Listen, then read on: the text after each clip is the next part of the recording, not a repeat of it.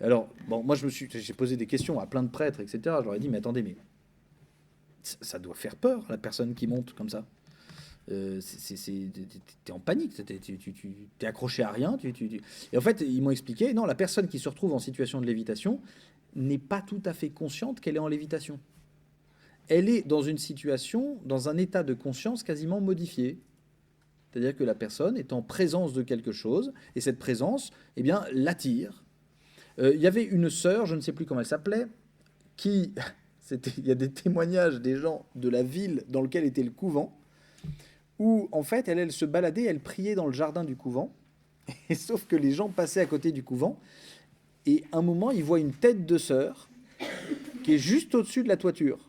Vous voyez, tuc, comme ça.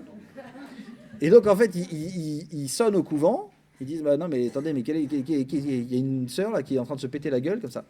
La mère abbesse sort dans le jardin, voit cette sœur, il faudra que je retrouve son nom, je vais regarder ce soir, sort, voit cette sœur qui est à 8 pieds de long, et dit ça suffit, vous redescendez, vous gênez tout le monde à côté, voilà, bon bref. Et en fait, la seule chose qui marchait, c'est de dire, au nom de la sainte obéissance, je vous demande d'arrêter, et là, à ce moment-là, ça redescend, et c'est bon.